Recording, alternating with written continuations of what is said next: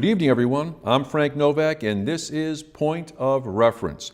Tonight, we give you a brief introduction to each candidate running for office in the city of Haverhill, incumbent as well as newcomer, in an effort for you to get to know them a little better and help you decide who to vote for on Election Day, November 7th.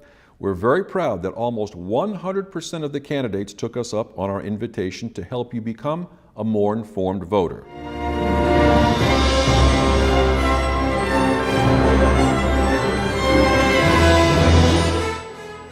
In the race for school committee in the city of Haverhill, we have a newcomer, and that is in the form of Katrina Hobbs Everett. Welcome to the program. Thank you. Glad to be here. Can you tell us your reasons for wanting to be able to run for office and get onto the Haverhill School Committee? Sure. So my reasons for running for school committee are first and foremost the fact that I'm a mom of 7, and so I have a long-standing and will have a long-standing vested interest in our schools. But also as a lifelong resident of Haverhill, I'm very interested in seeing some changes come to the Haverhill public school systems. Such as? So my background is social work and human services, and I do feel as if there are social emotional needs that need to come to the table and start to be interwebbed into how we address our students and engage with our families. How many students do we have in the city of Haverhill? Where would your focus be on which classification or age of students? And so I don't know this current year's, the October count, but I know that last year we had 8,200. And so there's a lot of kids, and of that demographic, there are 33% that are Hispanic Latino.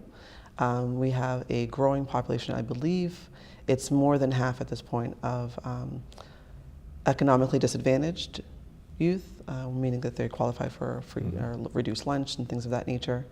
And my focus is on all of the students, and so it's not a particular demographic, but it's on serving all students well. So we have some programs that we do fantastic, and the youth that participate in those programs, they do really well. However, at the Haverhill High, they're still graduating from a level 3 school.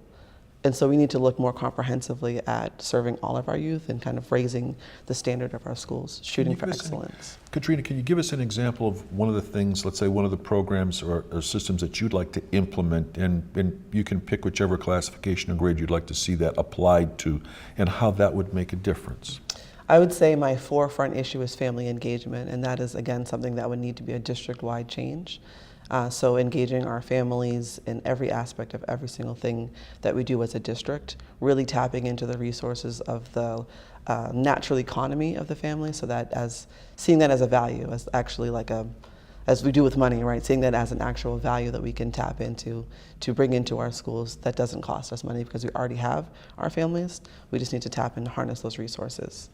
How do you figure that if you have, there are budgetary considerations that you apply toward cost per pupil and to the overall running of the school system administratively and otherwise, but in many cases that you have to not only, while you're charged with the responsibility of educating from a policy standpoint, educating the students, are you talking about basically being able to re-educate by involving the families more so than they are right now? Because in some people's mindsets, generationally, when the kids go to school in the morning, that's the school administration's job, and my job does not reactivate itself until after 3 o'clock in the afternoon. Do you know what I mean?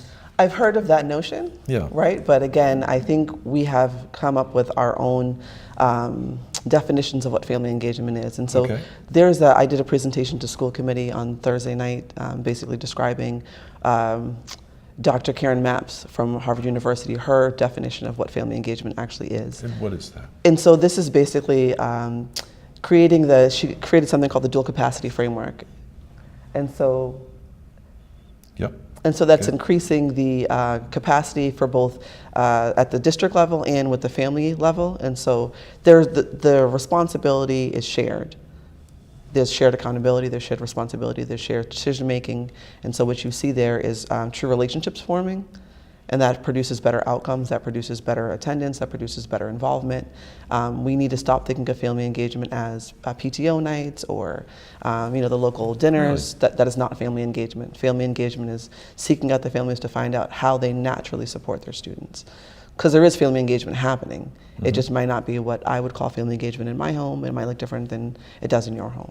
Is this something that has occurred in other school districts, or as an example of the 351 cities and towns in the state of Massachusetts, or that you know of, or is this something that you would go ahead and implement and would almost be a sort of a pilot program here in Haverhill for others to view and use as an example? Oh no, this is something that's happening nationwide and even in other countries. And so I attended Harvard University's family engagement course with Jared Falgoni, Assistant Superintendent Jared Falgoni, and Dr.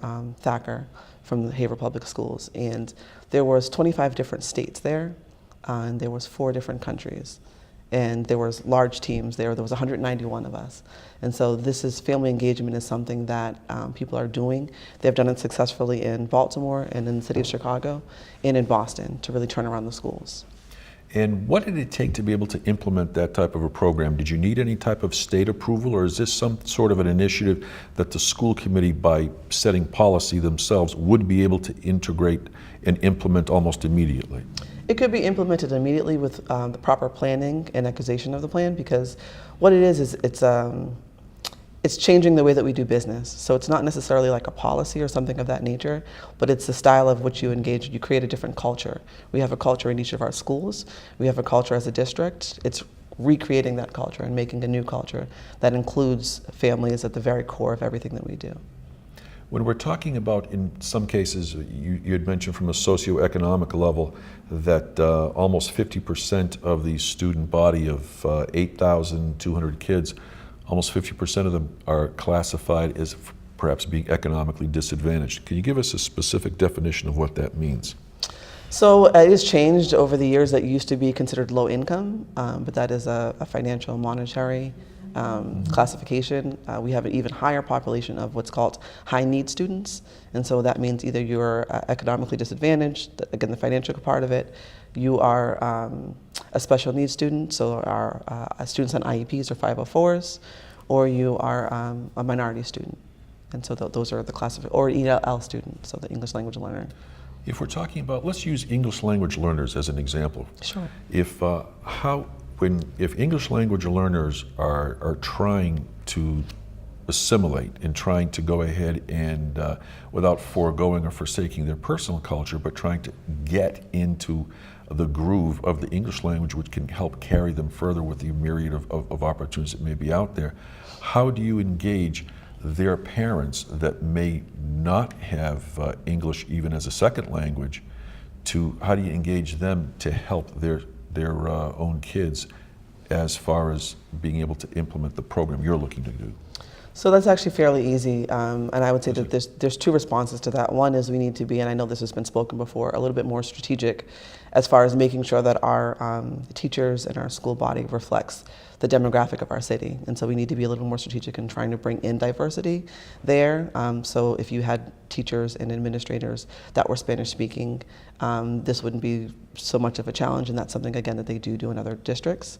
The other part of it is, when you tap into the family's natural way of engaging with their students, the Hispanic Latino population is extremely welcoming.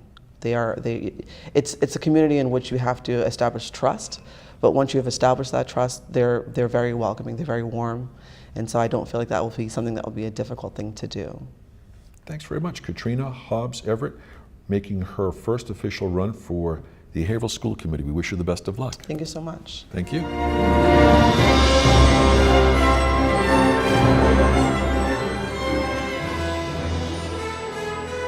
I hope that this program has been a point of reference for you, and until next time, my name is Frank Novak, and thanks very much for watching. And remember to vote on November 7th.